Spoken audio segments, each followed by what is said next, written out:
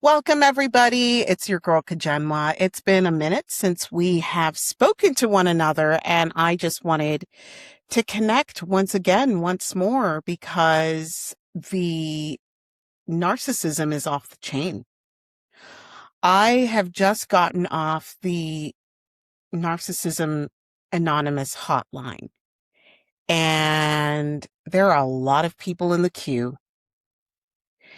It is open season on empaths, on people who care, on critical thinkers, on folks that are trying to do a little bit of good in this world, on people that are just trying to basically stay alive.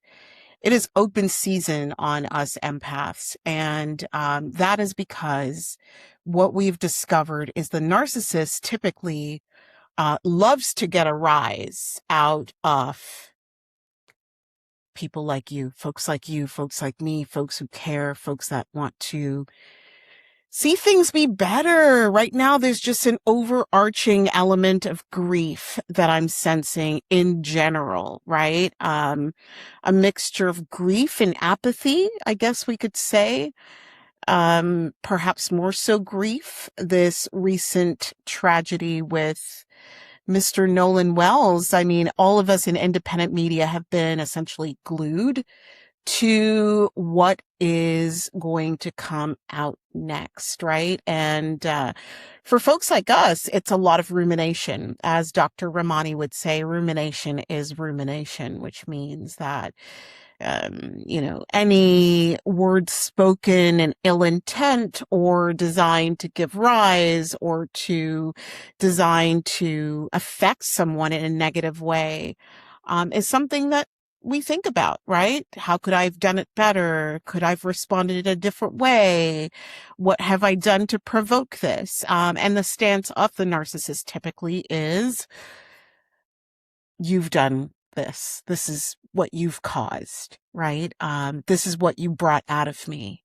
I wouldn't have had to say that if you didn't do such and such, right? So this is, what we're seeing in leadership. And unfortunately, this particular administration has given rise to a lot of the other problems that we're seeing emerging, insofar as not being able to say with honesty something like Benjamin Netanyahu is a war criminal, right? The empath can put him or herself or themselves in the shoes of someone possibly being attacked by a bomb, right? The empath can think to themselves, how would I feel if I were in this situation?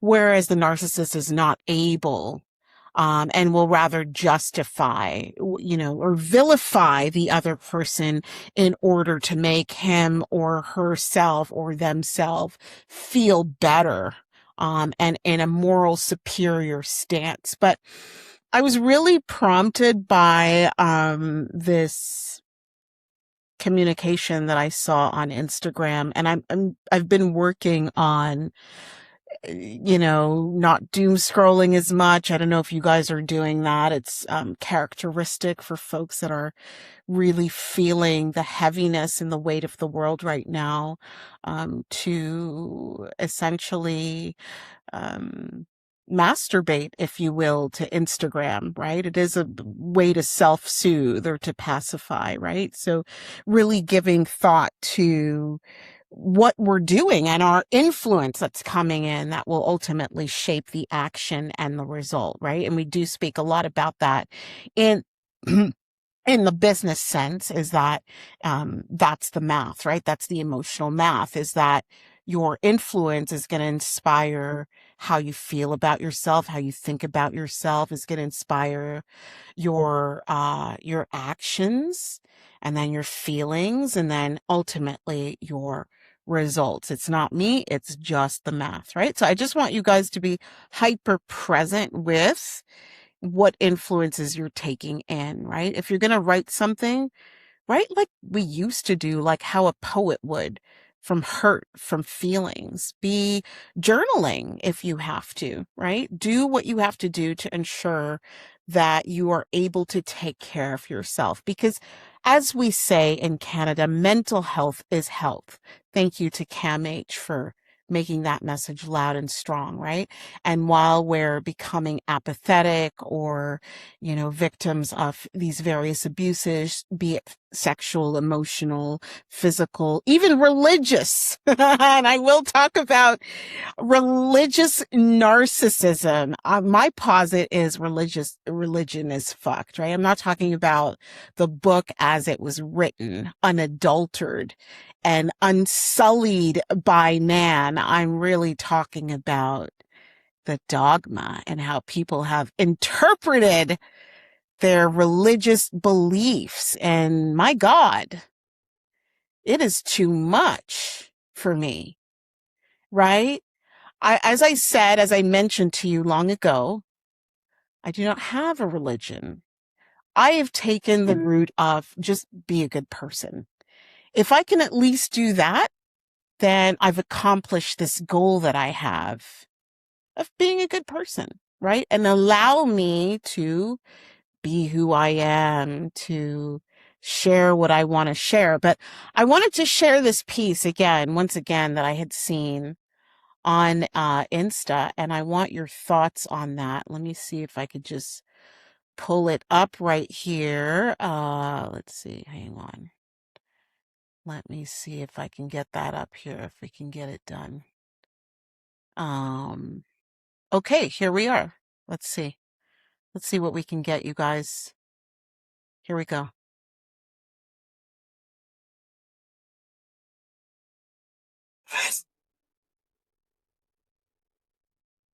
Hi, Braden. Of course, it's Braden. I noticed that cross necklace you're wearing in an attempt to sanctify your bigotry. So since I'm assuming you've never actually read the Bible except maybe cracking it open to be able to regurgitate what the pastor tells you, I'm going to read you some verses related to this topic, starting in Exodus 22, verse 21, where it says, "Do not mistreat the foreigner or oppress him, for you were once foreigners in Egypt." Then we're going to flip over to Leviticus because people like you love Leviticus. Leviticus 19:33 says, "When a foreigner lives with you in your land, do not mistreat him. The foreigner living with you must be treated as one of your native born. Love him as yourself, for you were once foreigners in Egypt. I am the Lord your God." Let's have a little jump, a little skip, a little hop over to Deuteronomy, shall we? We're going to go to Deuteronomy 10, verse 18. "He defends the cause of the fatherless and the widow and loves the foreigner, giving him food and clothing. And you are to love those who are foreigners, for you yourselves were foreigners in Egypt." Let's go to Deuteronomy 24. We'll just stay here for just a second. We're going to go to Deuteronomy 24, verse 17. Where it says, "Do not deprive the foreigner or the fatherless of justice or take the cloak of the widow as a pledge. Remember that you were slaves in Egypt and the Lord your God redeemed you from there.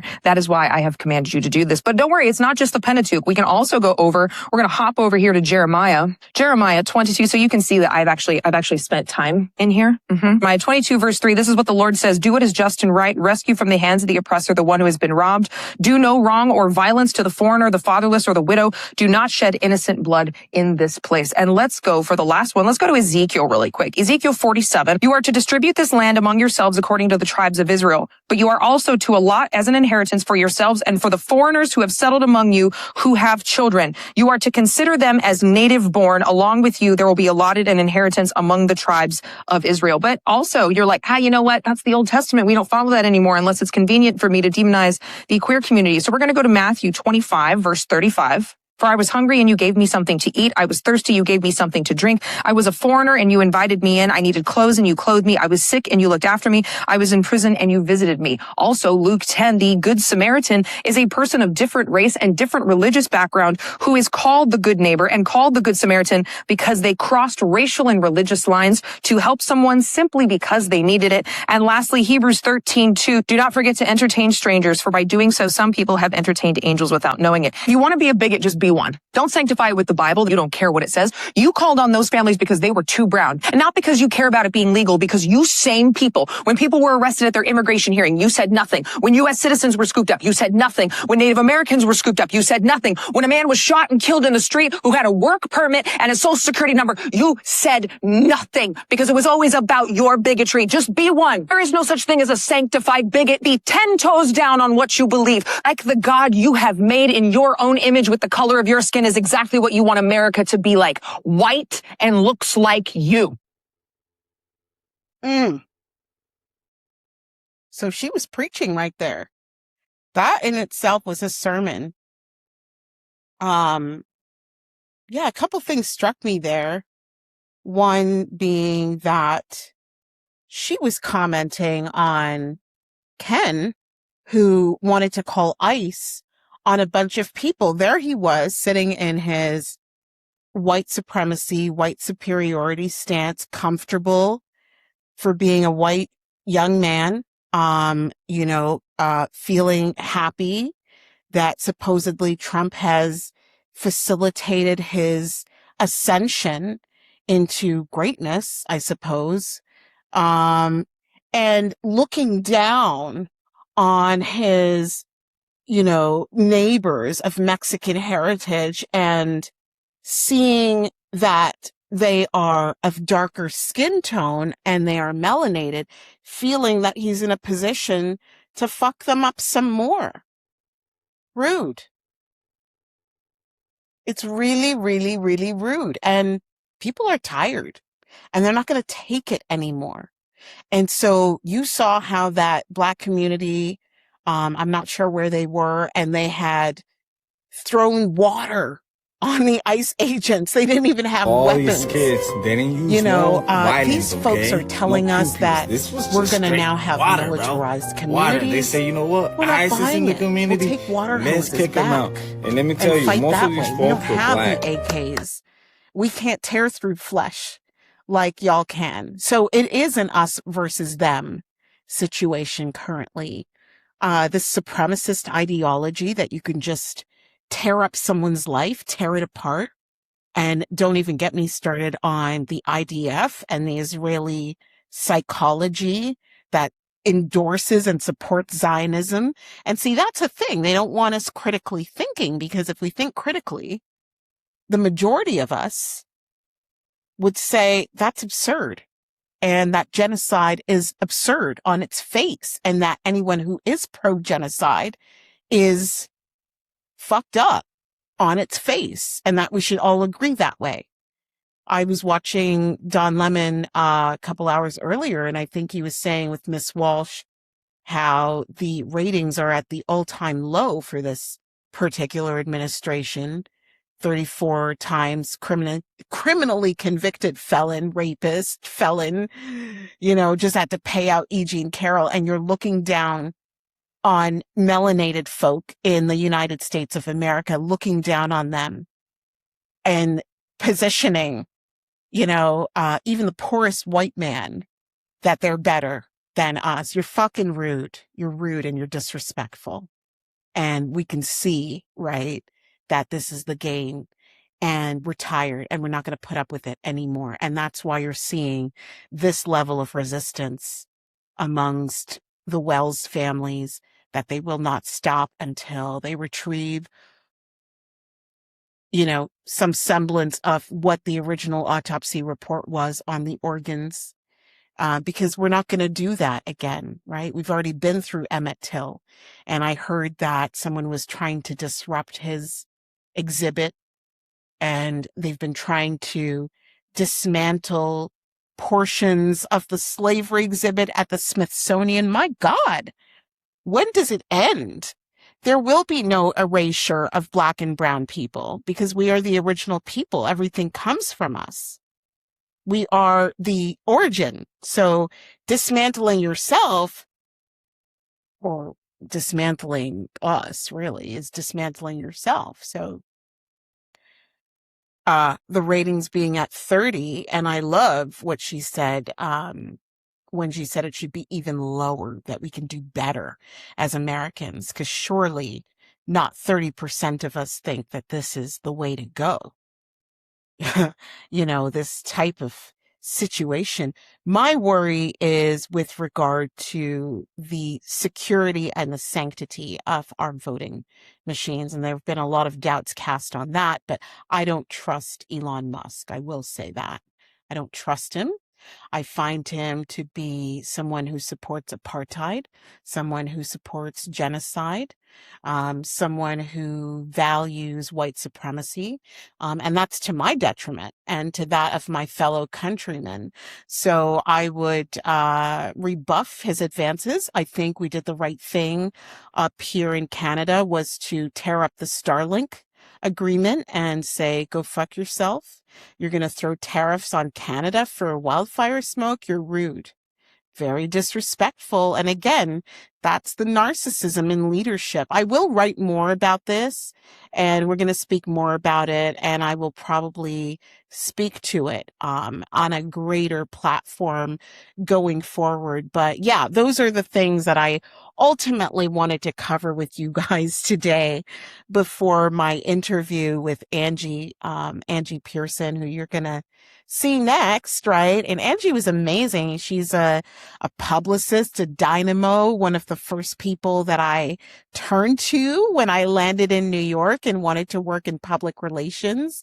She had been responsible for having managed a lot of brands, including Arista Records. You would know some of the artists such as Jadakiss. Actually, there's this track I want to play you guys.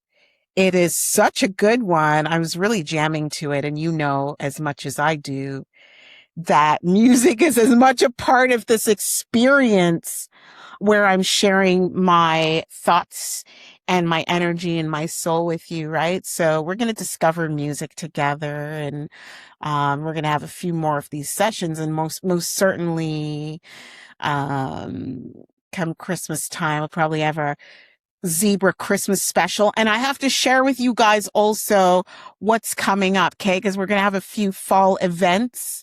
So I definitely want you guys to take advantage of the fall events that we will be having. But this Jadakiss song, and I think Angie had represented Jadakiss. Anyway, she worked in the music business. So you're going to hear what she thinks about, you know, everything we've been talking about Diddy and everything, and whether, you know, when he's out and so on. Like, I want to know Angie's take, right? Because she's the original publicist. And we'll have more from her on every hot topic that we've been seeing, loving. Okay, let me play you this track, because this track is so good. Oh my God. You guys, let me know if you remember this one. We're going to talk about our throwbacks, and we will have some throwback events, by the way. I'm going to be producing a couple of concerts going forward, some more information on that, because you know I love to shake it, baby. All right, let's go. Let me see what I could share with you. Here it is. This one, let me know if you can name it too. If you are in the chat window, say hello and let me know if you hear it before you. All right. Hang on.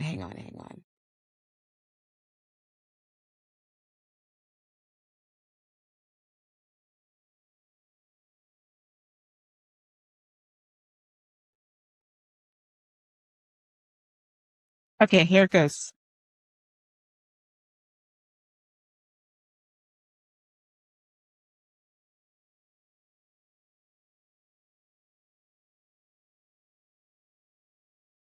It gives me the strength to bang out and make these songs. If I do it on the spot or if it takes me long, they can't stop me. Even if my brakes was on, I'm always here. Nobody's perfect. Life ain't always fair. I used to not give a fuck. I ain't always care. When it's too hot for the hammer, you know the hawk is right. Until you get to the car, you gotta get through the D before you get to the R. If I don't get you today, then I'ma get you tomorrow. As soon as you come out your crib, I'ma be right where I'm supposed to be, close to you, with the toes close to me. And screw if it's the right or the wrong thing. When you in the sight of that long thing, you wish you had a strong team.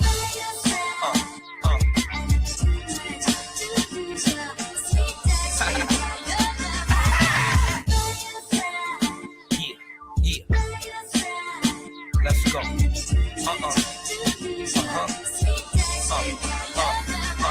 Yeah. As long as you need me, I'm down for whatever, homie, long as you feed me. I pull a big joints out as long as the TV, or I could play my part and just breathe easy, right? As soon as something happened to you, your niggas are bouncing, you thought they were scrapping with you. Now you cleaning your cuts with peroxide, and you wake up in the ER with the doc ride. Putting tubes in you, and you can't even eat right. They putting food in you. Your body's getting colder, devil on your shoulder. Your mom's is in the room, but you just wanna hold her. Nothing but realness. That's why everybody in the world can feel this. I'm on top and y'all under me. So when it's over, if I ain't in the front, at least I'm gonna be.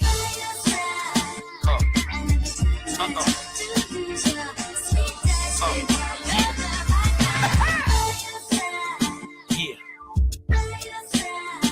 Let's go.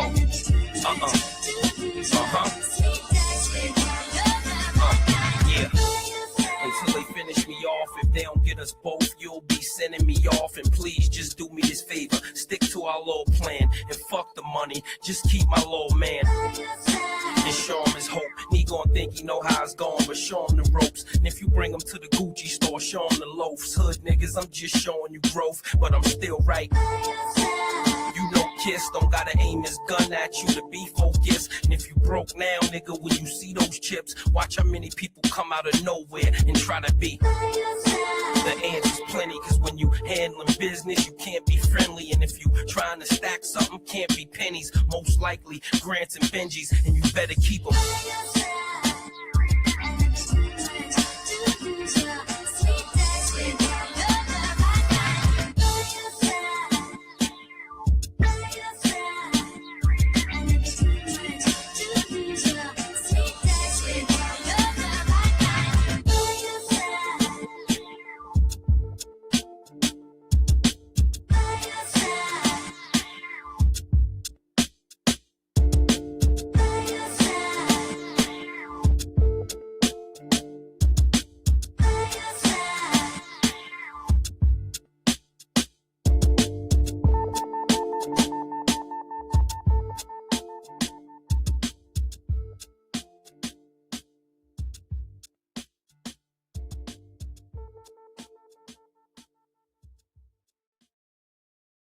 Oh my God, so good. I just love good music. And you know what? I will always rock out to a great track. Okay. I will always reach out to a great, great, great, great track. Um, and share that with you, of course, as eclectic as I am, is how I wish you to be. For life is so complex and diverse and jagged. But the idea is to really leave a legacy of absolute love and glory. And no one remembers how many hours you worked. People just remember how they felt when they were around you. And that is a lot of the work that we do at Zebra Public Relations. So you will be able to find us there at any time, and most certainly reach out for any reason. You'll see that there are two options there, one being book a meeting and the other being just shop around, right? Like maybe you want to talk about some concrete strategies, and that is okay. All right. So we just want you to know that we are always available for you. Zebra Public Relations. Book a 15-minute discovery call and I will read you. I agree to read you. Okay. Whatever you're dealing with, whatever your problems are, you're going to come have that discovery call. And I'm just basically going to read you exactly what it is. And you may not like the answer, but you will certainly garner it from me. I'm most certainly a judge in that regard, right? Like I'm, like a, what do you call it? Like EQ judge, right? I assess EQ, your emotional quotient, your ability to compel others, your ability to be great, and feel great for others, right? And to remove as much as possible the level of narcissism that can sometimes come with power, leadership, money, right? For those of you who are putting yourselves out there, there has to be ego, obviously, right? It does take a certain amount of presence to be able to speak to large groups of people. We get that. But with great power comes great responsibility. I believe that is an everlasting quote and always the truth. Like, you want to come from a position of honesty, realness, truthfulness, integrity. My God, look at the medical community. They have to take their Hippocratic oath. Look at our lawmakers. We are supposed to follow the rule of law. And that's why I'm so excited to see Mamdani challenge the globe. Essentially, we should all stand by him that Netanyahu is indeed a war criminal and should be captured, right? If he is in a territory that has been deemed, that he's in violation by the ICC. I mean, there's certain regions. Participating in this communicates that it is understood that we all believe this to be true. This is not a Jewish thing. Newsflash, Palestinians are Semites. I don't know if you knew this, but Palestinians are indeed Semites. So when you're saying that's anti-Semitic, the same so could be true of Palestinian people. They carry the same DNA, the same heritage. So to create an apartheid type system in which one is lower than the other simply because of religion, which is why I say religion is fucked, that's fucked up. And that is that level of religious narcissism that I speak on. And you can feel free to challenge me if you want to. I will go toe to toe with anybody. I'm going to boxing class. I will be at the gym with Coach Nick doing my squats, and my left hook is nothing to fuck with. So I really do not respect anyone that intimidates, bullies, makes other people feel coward. And it's because it's happened to me that I feel this strongly, right? And I wanted to wait until I had a little bit of a platform. And you guys, of course, thank you so much for supporting me. I really, really thank you. Every subscribe, every time you subscribe, it really makes me feel so happy and so much love. And I feel like you have appreciated me, for the work that I do. And I deal with it too. There's groups that I've been kicked out of too. Like, I want you guys to know it's okay. Like, you haven't made it to a certain level before if you haven't been audited, if you haven't been sued. It's unfortunate. I'm speaking to my business owners out there, you guys, creating jobs for people. Thank you so much. We hope to do the same. We want to share a lot of the information by way of actual events that we will be hosting, right, going forward. So one such event, I believe, will be, here, let's see if we have it. We have Meet the Media. Tickets for Meet the Media are now available. So it just means they're early bird at $33.85. We're going to drop them on the website also, so you'll be able to do that. This one is going to be in New York City. So we're going to do Meet the Media New York, October, around Halloween, which is actually my favorite time of being in New York. We will announce the location very soon, but we definitely want you guys to secure your tickets early so that you can meet me in New York and meet some of the amazing reporters that we have to introduce you to. One such being at CBS, another such at New York Post. We'll figure out who more we want to have on board. But please let me know if that's something you want to do, is to meet in person and be there. And we'll also figure out whether we can do TechCrunch this year, which I believe is like the 13th through to the 15th of October, because I know that really speaks to my founders out there who are like, what do I do? Should I meet up at TechCrunch, right? Like, should we figure out about investors and who's doing what? They're saying there's an AI bubble coming. I don't know if that's going to happen. Let's see. We have to figure it out. It means that we now waiting to see a return on the investment, right? So X amount of dollars were spent on building out, developing out AI tools, AI products. How much much is that helping or hurting us?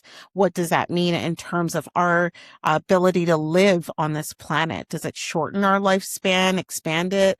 It's not fair that people are having to not have water, right? Like those are essential things to live.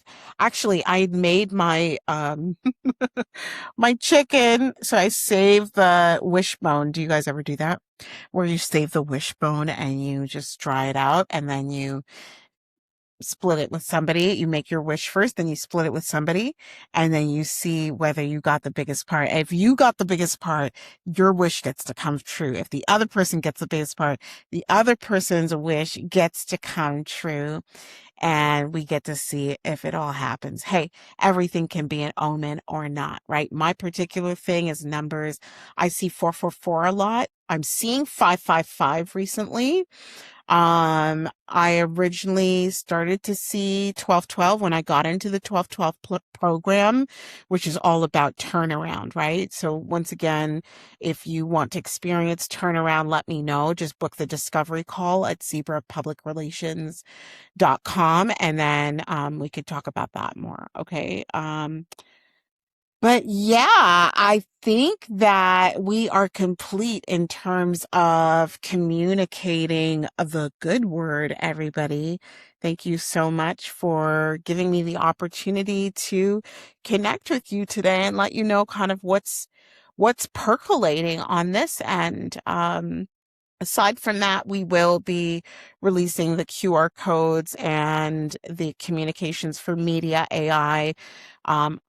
I've just built an app essentially that allows you to get in touch with media so that you can communicate your story. Because for me, it's really important for all of you to have the opportunity to be able to connect with publicists, journalists, people, anyone that is capable of spreading your message of amazingness to the rest of the world, right? That's what it's all about. Like we have so much bad news and we're depressed and we're sad about everything fucked up going on, but we also know that there are so many entrepreneurs out there. Like I met this entrepreneur. I want to meet her. I'm actually going to post it in my group. I will send the invite to be on my show, right? But she's like, I can power home from poop. And I was blown apart. I like, where is that entrepreneur? I want to know. She goes, yeah, because it's got like nitrate in it or whatever. I'm not a scientist, right? And I was not good about the table of elements. So when I went to science class, I'm like, I'm seeing the table of elements. The only one I can remember is like gold, which I think is OR, because in French we call it or, de l'or. It's gold, de l'or. And you're like, Lord, or gold. Ooh, but not all of them. Aluminum is AL, you know, iron, I think is like fer in French. It's like, I don't know. But anyway, like, like what's the one for diamond, which by the way, can we be ethical about how we mine things? Like, why is there a war in the Sudan? No one is mentioned. People in Lebanon are being bombed. Like, I'm fucking so mad. And I need to have Ingrid on again. Like, hark if you hear me that we have to have Ingrid's 2 cents on once again. And we need for her to talk about Section 14.3 and how we can remove an insurrectionist from office. Because I'm tired, like my nervous system is shot and I have to book a massage. So if you are struggling like I am emotionally with everything ridiculous that's going on, I'm talking about the manosphere, I'm talking about the incels that are groomed by their parents to be this way, narcissists, anyone who is a racist, sexist, misogynist, ageist, you have xenophobia, you're one of these people, narcissist. You think of yourself only. You don't care. We don't get to come in with how much melanin we have in the world. It's rude. very disrespectful. I at least like if you're white and you're not sure and you're confused, like just ask, right? And then you can get the directive. Like for example, and it was even like my daughter's teacher, I'll be very honest. She's like, I wanted to be racist so bad that I was learned nothing but good. Like it was all about like take, don't give. Like that's not the way. That is not hot. That's not what our indigenous leaders have taught us. They've taught us to do better, replenish, put back, leave someone with more than what you took from them. My God. As Dominique would say, my God. My God. And religion is fucked because y'all have taken the word and interpreted it some ridiculous way. Hunter Biden coming out saying that most of them are closeted and, so disrespectful. Lindsey Graham, Sister Lindsey, has gone on to the underworld. No, I do not wish her well. And disrespecting people because she self-loathes, Sister Lindsey Graham. She self-loathes. She was never able to come out to be her true self. Instead, she dogged out people that were exactly like who she wanted to be, because that's what narcissists do. Once again, project their insecurities onto everybody else and telling people who have magic, and she has none, what to do with their lives. Rude.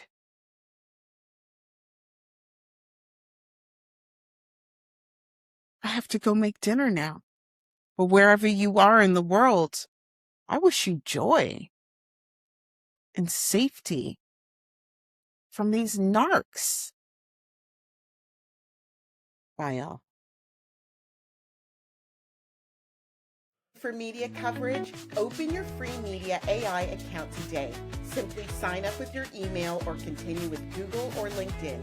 Tell us whether you're a brand looking for publicity or a journalist searching for great stories.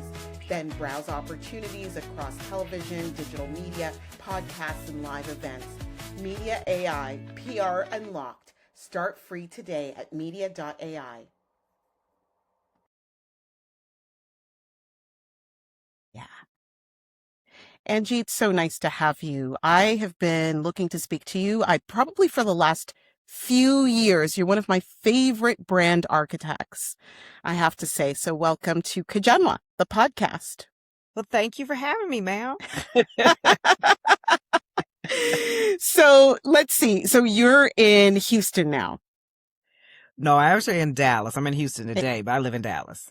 Okay, amazing. And so let's talk about you, because one thing I was fascinated by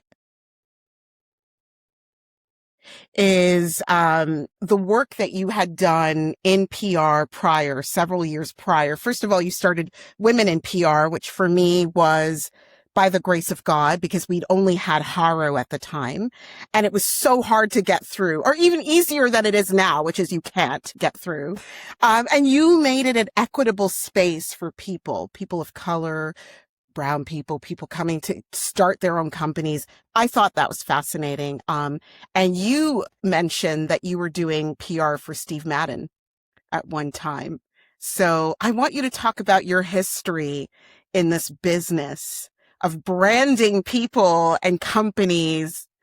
Let's dial in. So let's see. I went to school for public relations, and I kind of fell in the entertainment aspect of it I don't know, I guess by choice, because a lot of people don't know that I was an MC Hammer dancer. And at that same time, Tupac Shakur was dancing with Digital Underground. And when he made that deal with Death Row, he was like, listen, I don't trust anybody over here, and you're not doing nothing with your degree, so why don't you come over here and work for me? So my very first stint at actually anything in the PR world branding space was All Eyes on Me campaign. So from there, after he passed away, I ended up going to New York, did no soul, just packed up and said, okay, I'm just going to take my chance, move from the Bay Area to New York. And I get there and I did tour support for like Pink, Usher, Outkast, Linkin Park, Whitney Houston, for Astor Records. And I learned that aspect of like going on tours, and I did it for 3 years, and I felt, yeah, that's something I want to do.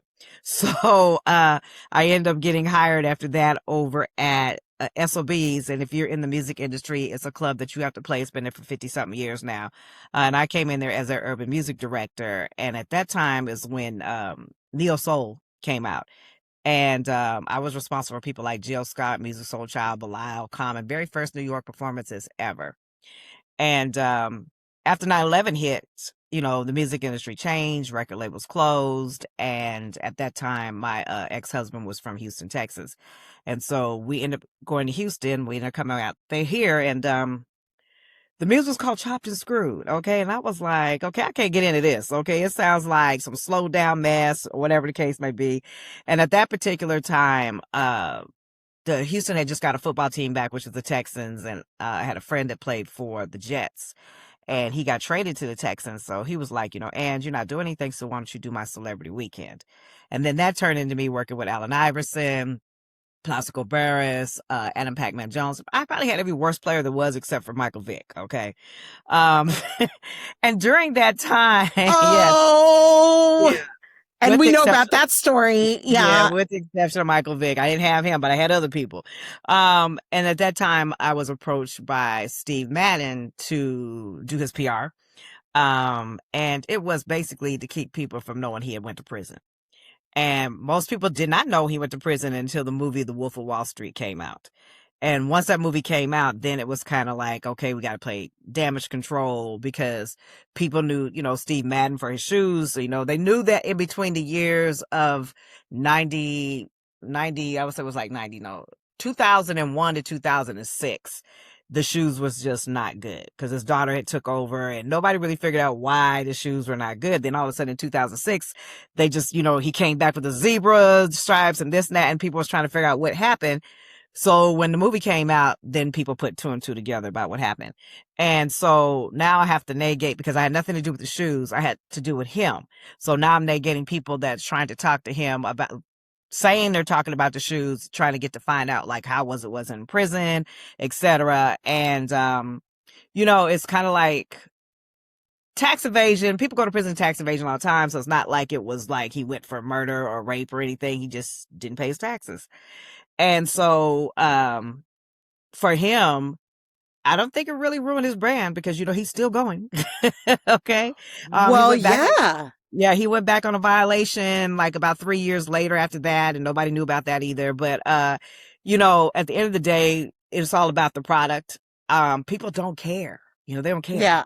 Like, well, I was just going to say, like speaking of hot topics with Miss Angie, wasn't it true that they had found the coca in the Skims brand? I mean, I guess they're trying to figure out, is it the team? Is it the Kardashians? Is it Skims? Is it that's how they're laundering, like legit the coca? I'm in love with the coca, making memes about it. I'm like, this would have been like a federal. Well, it goes back to, I don't know, Griselda Blanca. She was the queen pin of Miami at one time. I remember that. Her son was a plastic surgeon and they was bringing the girls with the cocaine and the implants and, tell them they're going to be stars and then we're going to remove the implants. And then, somebody happened to pass away out of that. But I think that everything is tied to something illegal to a certain degree. And I had a conversation with somebody, they was talking about Diddy. And I was like, if he gets out today or tomorrow, people are still going to sign with him. They're still going to sign with him. It doesn't matter. Mm-hmm. They're still going to sign with him because his sex life is his sex life. Okay. Right. And you got to realize still, even when he was out there and people still heard the rumors, they still heard about how he ran Bad Boy. They still was trying to sign with him, Even R. Kelly, let's look at him. We knew he was a pedophile, but you still bringing your daughters to see him. Oh, no. Don't do that, ladies. Please. Don't bring your daughters to the pedophiles. Bring the daughters to the pedophile. But see, it's the thing Please don't do that. We live in times where people think that you become successful no matter what. Okay. And it's Mm, unfortunate, but it's nothing new. That's what people got to understand. The music industry has been doing this forever. Okay. So it's like, it's not nothing new. Um, okay. and I can say that because if you look back in time to other people, like people want to, and this is by no means saying I'm riding with R. Kelly, but hear Right. me out. Okay. People want Yeah. to talk about what he was doing, but what was he doing that's no different than Elvis? What was he doing that was Correct. no different than Jerry Lewis? What was he doing that's no Right. different than Hugh Hefner? The problem is you're black. Uh-huh. That's the Yeah, problem. that's the part. That's the part that they didn't talk about.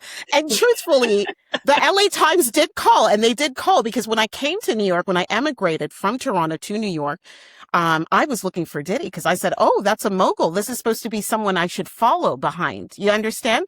So they gave me the job under the table, which I said, "Thank you so much." And I wasn't making much as a waitress, but I was willing to do like the hostessing job and the whole thing, and the little miniature pants and the little, the cute looks The cute little outfit, to be at the party, at the party. Exactly, exactly.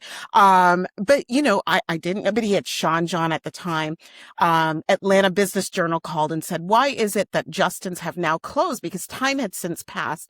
And it was that he cost them a lot of money. He hadn't paid attention to the place. They were running roughshod over the place. The insane running the asylum. The people haven't been paid. They're doing the coke downstairs and so on and so forth. So this is the style of life. And then I remember Jay-Z opening up 50/50, 40, almost 40. adjacent, or 40/40. Yeah, 40, excuse 40 me. club. Exactly. The 40/40 club, on Fifth.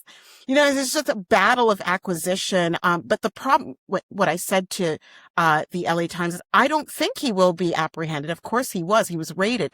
It's no different than what Trump has done, for example, except, Oh yeah, most definitely. Only difference is that we're black. it's no different. That's We're the only black, difference. so it's We're different black. for us. So I therefore, because understand. we're black, we're a Mhm. terror to society, we're a menace Right. to society, and Right. so therefore we're gonna capitalize on it. But if you're Mhm. white, you get away. Look who's right. He's got 47 convictions, 42, 47, whatever it is. Yeah. It doesn't Yeah. matter. You're a convicted felon and you're running a country. That's So right. that means anybody can run a country at this point. Correct. Okay? That would be correct. Because you're a convicted felon. The fact Yes. that you think that you shouldn't have paid that woman that $5 million or the $68 million that he owed her because you sexually assaulted her, but then you this country is crazy to me because I feel like, Okay.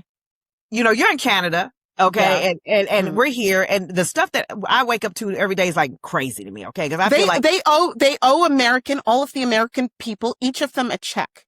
Actually, someone just sued Zuckerberg for exactly the worth of the company, I think 7 trillion, saying that these are an egregious violations. And actually, Canada has begun to recognize the mental health damage that they've put us through. Because one thing about this show that I wanted to express is we do look at narcissism as a trend, narcissism in leadership, and we've seen it. And the rules are different between white and black. But the point is, racism is closely affiliated with that narcissism. The fact that you are up here and you truly believe that everyone else is down here, that you have no empathy for these people, that you could shoot them in the face, dead in the street, and in don't care. literal cold blood, and you don't care. Don't care. It's mental health damage for each one of us that have to wake up to it. And the fact that you let Obama pay rent in your head every day is crazy to me.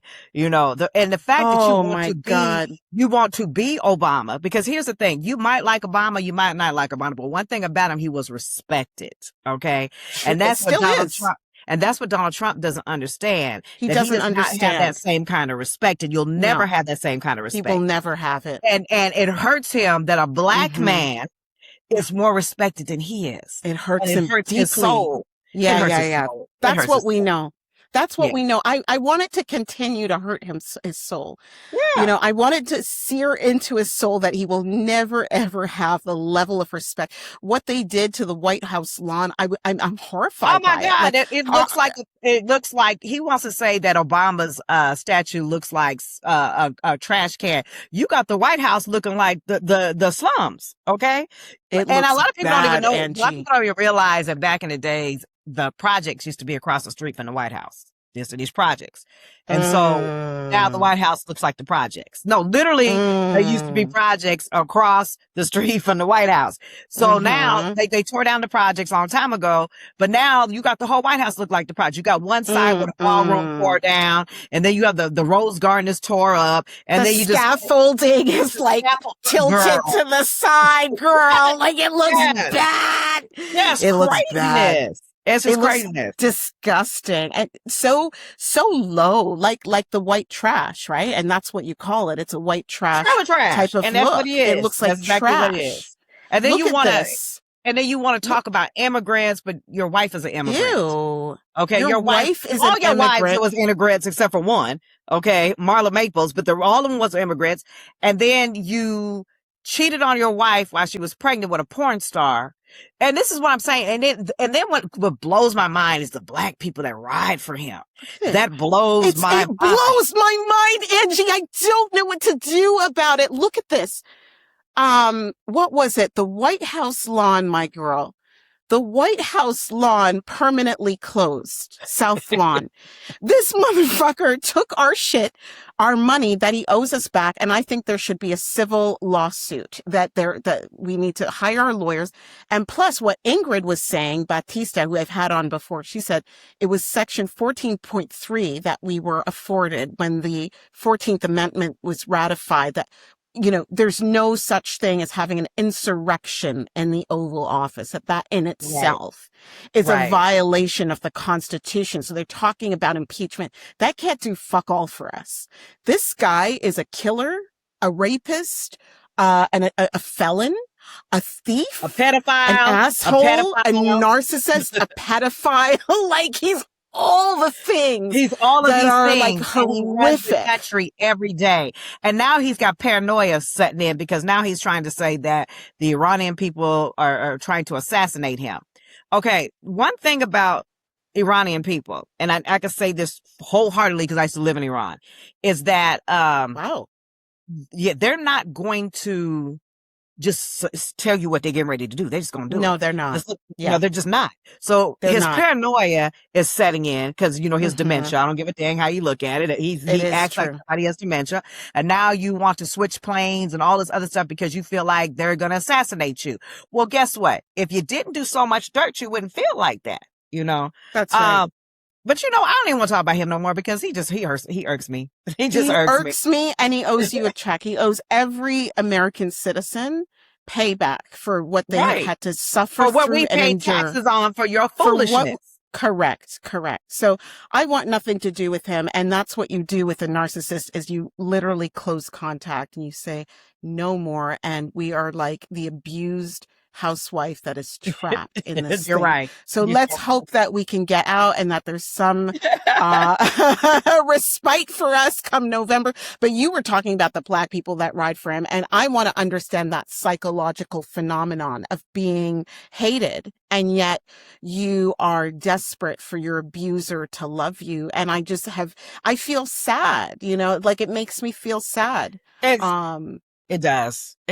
I agree with you because it's like, what can you do at the end of the day? What can you do at the end of the day? And, it's just, I feel like black people are the biggest problem among ourselves. We are constantly tearing each other down. It's like, for instance, I had to speak about NDRE and Nikki Gilbert the other day, talk about that Girl Young Miami song. But I was like, okay, but when you was growing up, because we all the same age, girl, you was backing your ass up. You was saying, pop that coochie. Me so horny. Okay, so I'm trying to figure out where do you all of a sudden become a martyr? Where do you become a martyr when you talk about a girl talk about all these scamming niggas and whatever else is going on? This is her time. Let her shine. Let her shine. But you want to act like your music is so wholesome, and nobody's doing real music anymore. Okay, they wasn't doing real music then either. Okay, what difference does it make? Exactly. As my Indian folk would say, right? No, absolutely. Because the judgment for me is really what's most harmful and most,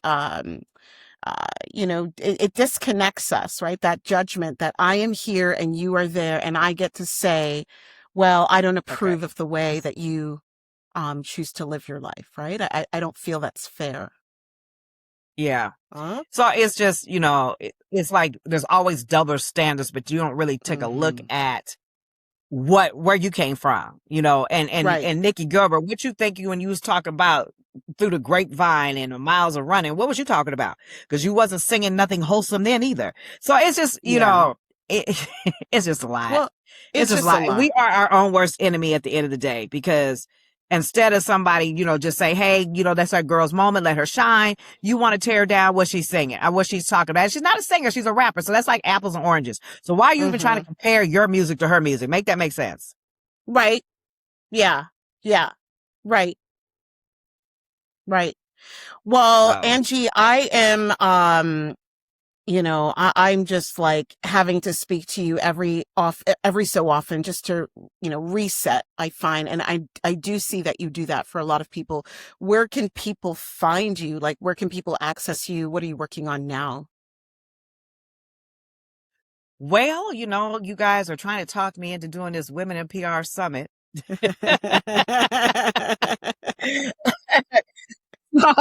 So I said if I had 100 people that was interested in it, I would go ahead and do it. I looked today, Okay. we're at 75. Oh, Okay. we're almost there. We're almost there. But here's the thing that makes it going to be different. I'm going to do it free for everybody because number one, you have to already pay for flights and hotels to come to Dallas. Okay. So flights are expensive. Hotels are expensive. Then you want to pay for a conference. Just do it for free. Mhm. And the other part of it is I don't want it to be where you're watching a panel of 3 or 4 people talking about absolutely nothing that you're not going to get anything out of.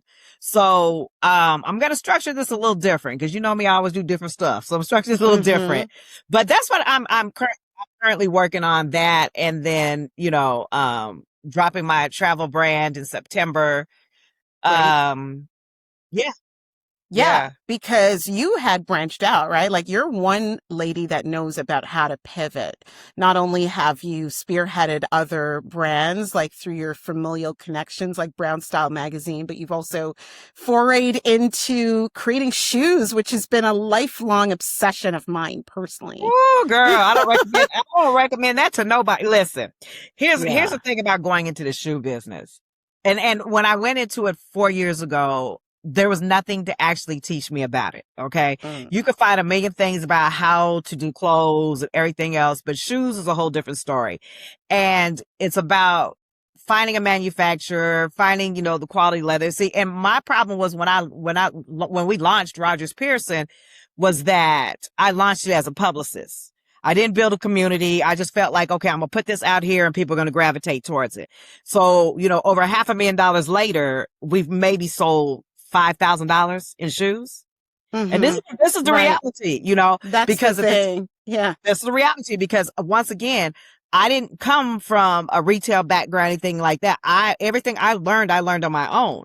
And if I had to do it all over again, I would have built a community first. And I should have known better because I built a community with women in PR. Okay. And I should have taken that same structure and did it with Rogers Pearson instead of, putting it out in all the press everywhere thinking people were going to gravitate towards it. And it didn't work like that. So, we're in the process of rebranding it as well as doing the other line, Muse and Nomad, but I am doing everything intentionally now. I'm building community, so that when I do launch, there will be buyers versus me putting it out there and say, oh, okay, I got it I got it in Vogue, Wiz and Bazaar, I got on, Tyler, this, that, what, that shit did nothing for me. Absolutely nothing. Right. Which is interesting because I think people tend to think that, I'm just getting up your peer clarity here, this is your baby, right? Yeah. And then people can apply to work together with you, which is so cool because you are such an incredible person to work with, such a brilliant brain and so connected. But what I was going to say to you, Angie, is that isn't it true that a lot of people think that these connections are going to get them the financial security that they're looking for, right? And then you're like, wait a minute, that's not going to go. Everybody's looking for some type of financial security. Okay. And the problem is that we did like I did, threw something up against the wall and thought it was going to stick with no systems in place. You know, there was absolutely no systems. And, by, me having no systems is why my stuff didn't work out. So now what I do is I help people build systems so that their companies can scale. And I think as publicists, we were so used to, doing things like retainer, proposal, invoice. And that really wasn't a system.